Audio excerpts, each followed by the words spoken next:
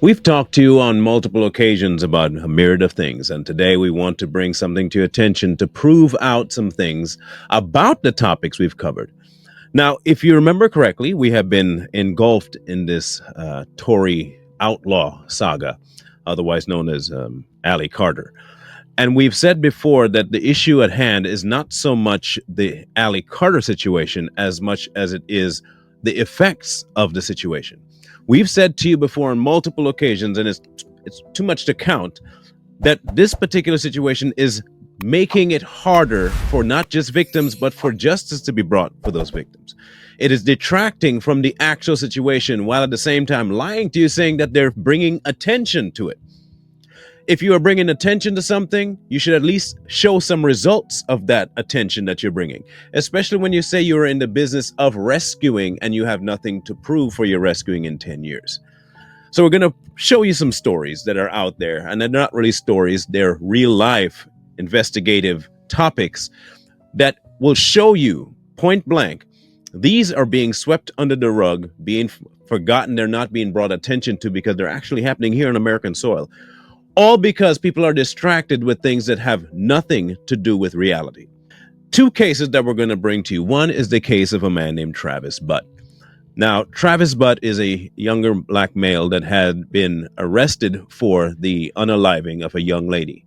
See, what he had been doing with this young lady was grooming her. She was a middle-aged teen girl, and she had been infatuated with him, and he led her on in all kinds of possible ways to the tunes of getting her pregnant twice and taking her life. An already horrific story gets worse. A man is charged with murder and sex crimes after investigators say he killed a 13-year-old girl to hide the fact that he had gotten her pregnant. Mr. Butts is a serial child rapist and murderer. The evidence will show that Jarvis Butts has been sexually assaulting Neziah Harris since at least the fall of 2022, and that Neziah Harris was pregnant. Now, exchange of text messages have come forward showing exactly how he did what he did. The ironic thing is that he played the part so well that the girl didn't even see the side of Travis. Now, while she willingly gave in to a lot of his demands, and we cannot say we want to say right up front that her decision-making process was skewed. You can chalk that up to her being young, you can chalk that up to her being naive, or you can just chalk up that to her to being abused mentally to the point where she gave in to the one person that she may or may not have known was trying to hurt her. But what it really comes down to is that he was grooming her, and he did a really good job at it, and eventually it ended in her no longer being among the living. The correlation is stark when you look at it between him and people like Shelly. The same grooming tactics may not be the same content in conversation, but the same alluring idea of trust me, trust me, trust me. I have what's good for you. I got your back. I'll always be there for you. But in reality, what their intent is the destruction of the person that they're luring in. In all of the conversations that you see online, including from their own internet sourcing, you see one very important factor. The hierarchy remains the same. Everything goes through Shelly, and everything that comes out of Ali Mount seems to be identifiably led out of her by Shelly. Almost akin to this Jarvis Butt situation. Are we saying that maybe Shelly is abusing Tory sexually? Possibly. We wouldn't put it past her. But what we do know she's abusing her with is mental abuse, emotional abuse, attaching herself to the point where Tory really can't separate her from Shelly. They're one and the same. Almost identical to what happened with this little girl and Travis. But stories like Travis's are just getting swept to the wayside because it's not sensational enough. There aren't enough big names attached to it. Heck, Travis doesn't know Tupac. Travis didn't know Denzel Washington, P. Diddy, none of them. He has no record showing that he knows any of these figures that are massive in the public eye. There's no record of him having that. So, thusly, the story is now a minuscule one compared to the blatant lies of somebody who's telling you that this and this and this and this happened with zero proof. But because it's sensationalized and it's delivered in such a convincing fashion, it takes the forefront. Now we have a child whose life has been snuffed out by somebody who was indeed a groomer, and nobody pays attention. The second story is one of Richard Kowalczyk. He was a owner of a LGBTQ pub in Florida. He was recently arrested for having child stuff on his computer and trying to solicit children for exactly that type of behavior, if you know what I mean. Tonight, the now former owner of a popular Orlando nightclub has been indicted on charges related to child pornography. A grand jury indicted the now former owner of Southern Nights, an LGBTQ plus club, and another man on several sex charges involving minors. These allegations are from July 1st of 2020 to February 10th of 2021. Richard Kowalczyk was listed as the owner of Southern Nights in Orlando. He and Eric Patrick are both named in the indictment filed in federal court in Orlando earlier this month. The men face several counts, including attempted coercion, distribution of child pornography, receipt and possession of child porn. Now, that particular story has also been swept under the rug, kind of by the wayside. The news is reporting on it, but not to the level that social media has taken a liking to all the grandiose stories of Tory Outlaw. All these children in containers, all these locations that she may have known children to be, these people that she knows, children that she met, and not a single soul has been saved. The problem with, and when you tell people that all the attention that she's drawing to situations is inconsequential to the effect of drawing attention to those cases, nothing is being done. The only attention that's really being grabbed is that on behalf of people like Tori and Shelly. They are the apex of attention. All of the people that they talk about, all the cases, all the red flags that they bring up, all the premonitions, all the predictions, they're not going towards the actual content of what they're talking about. They're drawing people to them, to listen to them. Otherwise, you would see people defending the story and not the storyteller. Not one time when we ask for information about the stories that she's telling do we get an answer. What we do get is a defense of the person delivering it, almost as though they're the ones that's most important in the delivery. They couldn't tell you about any of the bodies, any of the crates, nothing like that, because it's not the emphasis. The emphasis has become her. People like this man, Richard, eventually did give up ownership of this pub. You will not hear about, and he is one of millions. One of millions. Story after story after story is out there of these things happening in real life. And not one time have you heard the ones that are so much the purveyor of truth, being Shelly and Tori, have they ever brought to you a situation where any of their attentions being drawn to somewhere has come back with any fruit? Not once. Not a single time. Any other entity, any other job, any other place that told you I can get this done and for 10 years get nothing done would be in business. Not one lawyer that tells you I can win you this case and after 10 years nothing to show, you would keep him on hand.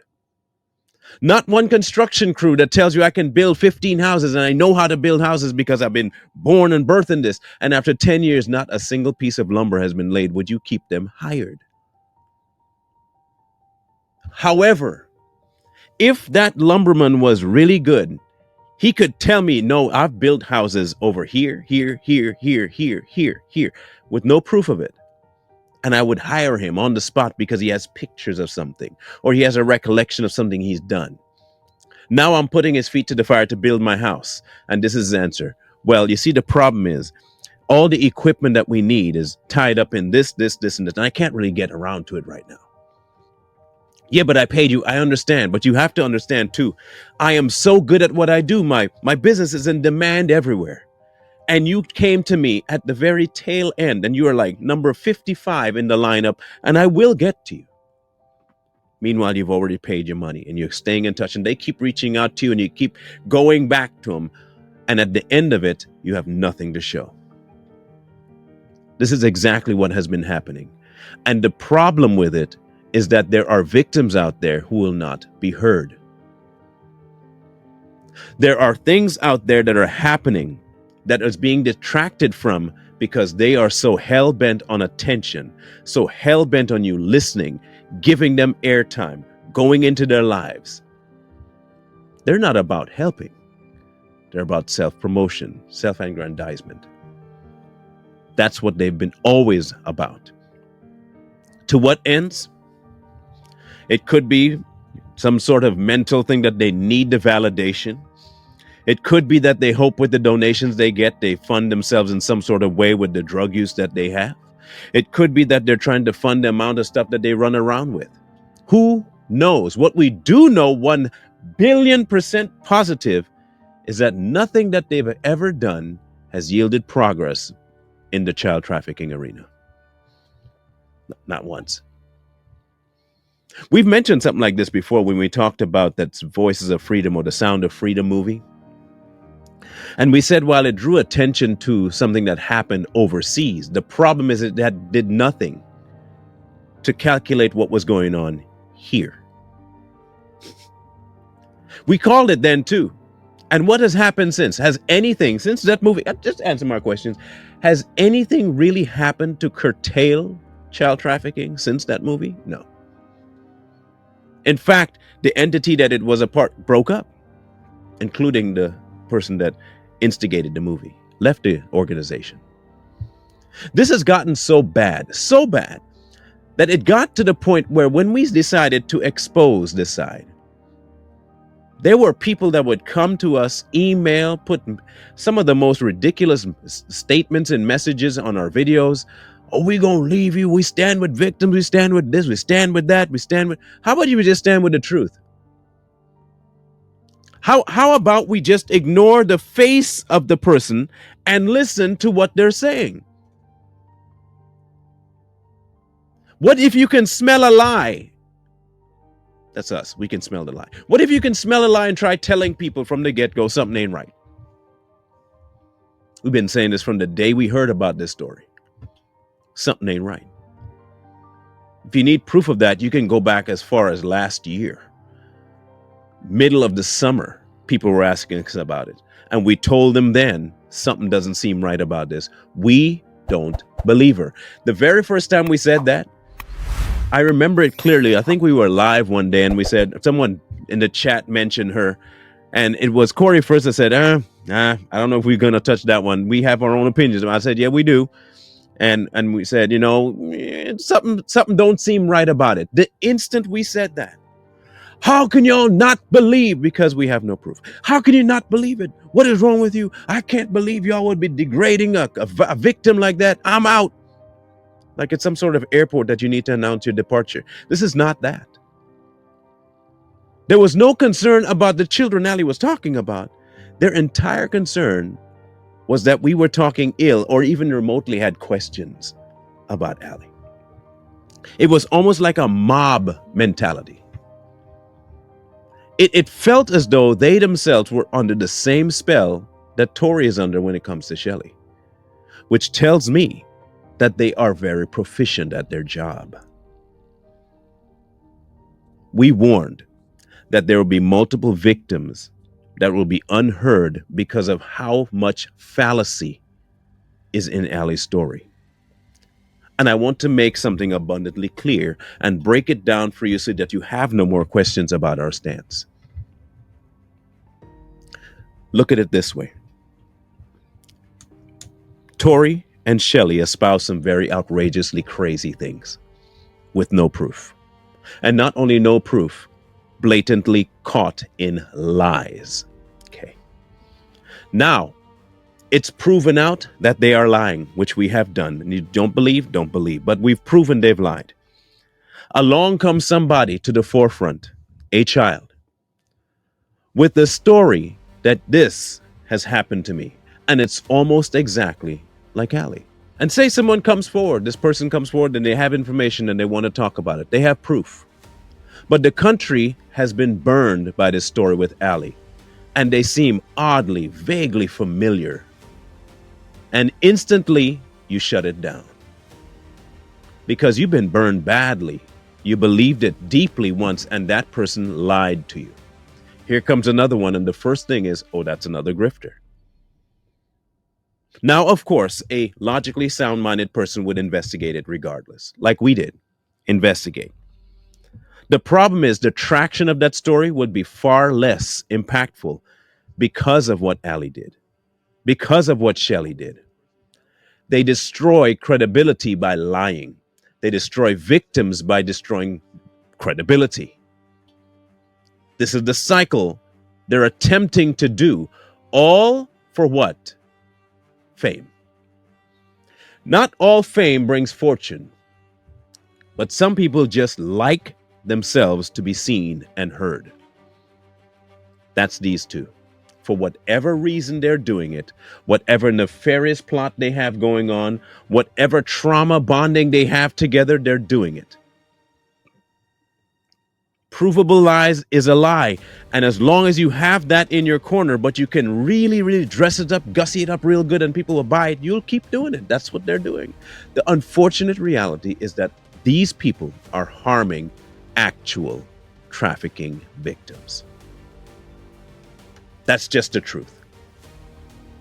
You keep the public distracted with fairy tales, and then you actually encounter someone who's been through it. You'll be associated, whether that person wants to or not, will be associated with the lie. That's the danger we're facing here. Now, add the extra element of someone else now saying, they didn't believe that person. I know them personally. They didn't believe them. They definitely won't believe me. And now you have 1, 2, 3 stacks of people looking at what happened with the public eye when they got burned with this thing, and nobody will believe what happened to them because it's become fantastical now. I don't know how many people are going to hear this and think to themselves, oh, that makes sense. Unfortunately, I think the brainwashing that they've done is successful. In fact, it's so successful, when we did our last live about it, one particular statement jumped out at me. And this was a statement that was made, and I want you to listen carefully to the statement. It don't matter what she said. We stand with Allie. When all you have is her word, what are you actually standing with? When her words fall through as a lie, and you're telling me, well, I don't care what she said, I'm believing I stand with her, it tells me that you are not indeed on the side of child trafficking victims. You are simply on the side of a sensationalist who knows how to package a story. And that a true victim you will not believe unless they have something sensational to go with it. You see, like little Annie will come forward and say, Joe Schmo down the street did this to me. Nobody cares about Joe Schmo. She would have to say, I was trafficked by Bill Clinton. Steven Tyler had trafficked me. Stevie Wonder can see, and he did every kind of stuff to me. And I can tell you, this is when it happened. All of a sudden, oh, wow, oh, listen. But Joe Schmo down the street, who lives in a little broken down hut, roaches everywhere, he did something to a child. Ain't nobody care about that. It's not sensational. You see, this, we tried to tell people would be the case. We honestly, we did. But when people are stuck in a location where their thoughts and their feelings are validated, they're more likely to stay there than to adhere to the truth, which draws them, peels them off, and rips them away from a lie. Because a lie is way sweeter than the truth, especially when the truth is hard to swallow. We live in a society where everybody wants to be the top dog. Everybody wants to be recognized for something or the other. People will even take that and want to be recognized for lies. They'll want to be recognized for trauma. They want to be recognized for, now hear me out, for being abused. I want you to make that one make sense to me. You're an individual who have been through what you say you've been through, and I want to just lay out exactly again what they've been through. You've been through a beating at home. You've been through a beating on the street and torture. Then you were beat to send to somewhere else. Then you were beat and kept in more than 15 different locations of elites. Then you were beat by the entire family, and then you were beat by the system again, and then you finally found peace. And in all of that situation, you have not a lick, shred, bit of proof to any of your claims. But you gussy it up real good and you say, this person was there, that person was there, this was the year, I can bookmark that, book. Nobody has to prove anything, you just have to say it correctly. People defend you.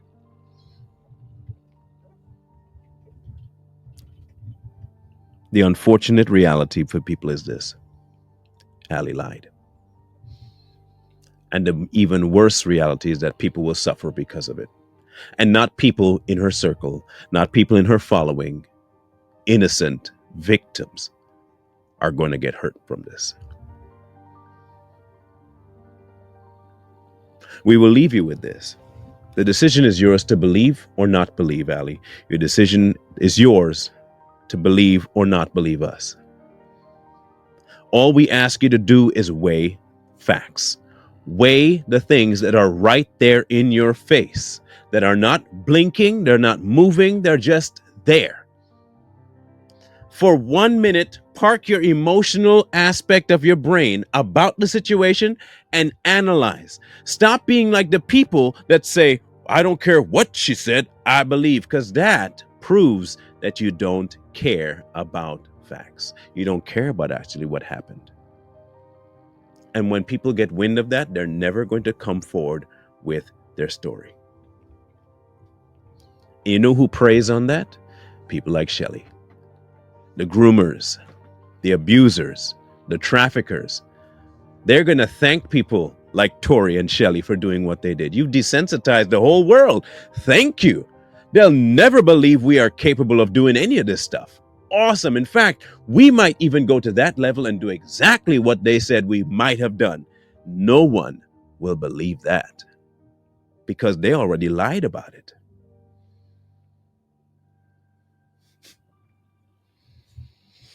In either case, we've done our due diligence. We've done what we need to do. We've done all we can. There are more victims out there that need this attention more than Allie does. There are entities out there that are perpetrating this on children. No one's bringing attention to the entities. There are government sects that are doing this to children, and no one's bringing attention to that either. There are small groups, individuals, peoples, guys in the streets, guys down the street, guys in your neighborhood who are doing this exact same thing, and no attention is being brought. I ask that you park your sensational bone for just 1 second. Analyze what we've said, prove it to yourself, and then make the logical conclusion that follows. If you say you care about children being trafficked, if you say you care about women being abused, if you say you care about putting behind bars all of these perverted, disgusting people, then maybe, just maybe, make it about actual victims. And do care about what they say. Do care.